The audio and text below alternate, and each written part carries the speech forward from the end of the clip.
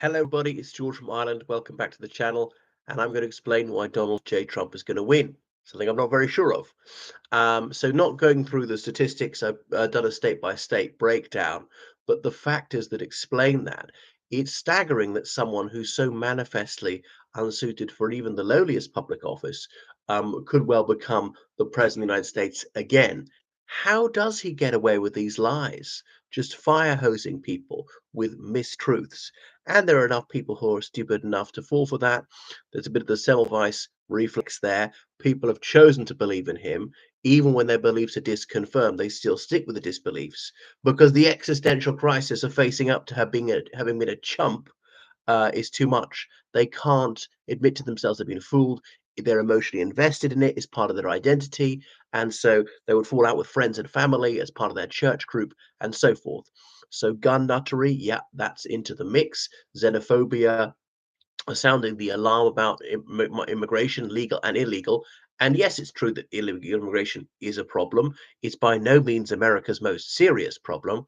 And the Biden administration has been fairly bad on that. At least it's not been as inhumane as Trump putting children in cages, which remember was vital for national security under Trump until it wasn't, and he gave up that policy after about a month, or these government shutdowns. So never surrender. He does surrender. He backs down. He surrendered. He handed himself into the police.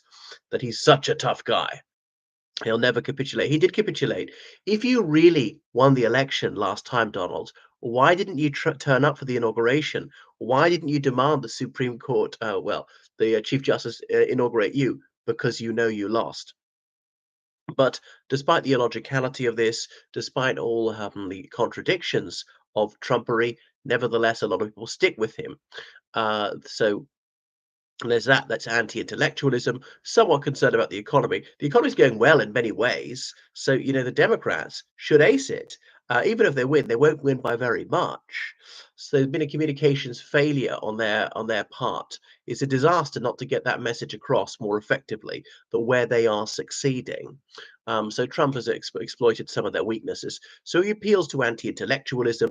You're certainly not going to feel outclassed by him academically. He said he likes the less well educated. Well, you can see why. The cognitively challenged, they fall for him, they believe his lies and so forth.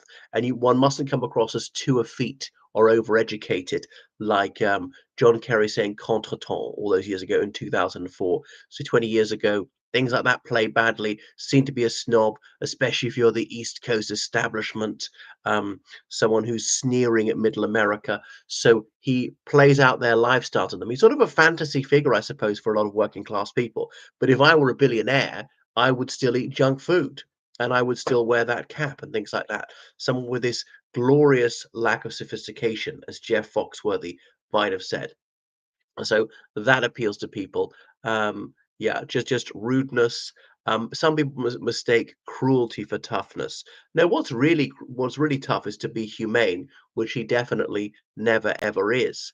So yeah, the Trump cult's been going for quite some time. Yeah, hyper nationalism, militarism. Although he doesn't want to go to war, so it seems. Wanted to have a better relationship with Putin. Almost every US president since Roosevelt has come in trying to have a better relationship with Russia or its predecessor state, the Soviet Union. But Trump ended up falling out quite badly with Russia and Xi Jinping. The way he's got this soft spot for tyrants, goes weak at the knees when he meets them. Wow, staggering and nauseating. So there are many conspiracy theorists out there, nuts or just believe anything, the most flagrant lies, and he's exploited that. And he knows if you lie to people enough that they will believe it. I suppose a showman, and then we were serving chips to customers at McDonald's. Yeah, that was attractive to some people. Or there in the rubbish truck, garbage truck, as they'd say in the United States. So he's got an eye for the photo opportunity, and some people find that impressive and attractive. So these are some of the reasons that he'll win. But the Democrats have shot themselves in the foot with the wokery, with the transgender madness, claiming if a man pretends to be a woman, he's actually a woman, or if a woman pretends to be a man, she's actually a man. So if we say there's gender inequality or women are discriminated against, we could solve that immediately by all women simply calling themselves men, and there would be no women and there would be a man, and there could be no gender discrimination. Well, why don't you do that then? Oh well, I want to be a woman. So you don't want equality then? You would solve it at a stroke, according to your rationale. Is just preposterous. The paedophobia of the Democratic Party, their violent hatred of children, and then they're wanting to deprive children of the right to life. So taking away equality when it comes to the right to life, that's been a bit of a problem for them, but only a bit. It does actually appeal to most people. Sadly, sickeningly, the United States is by no means the worst of this in the Western world, and that's one figure will help them.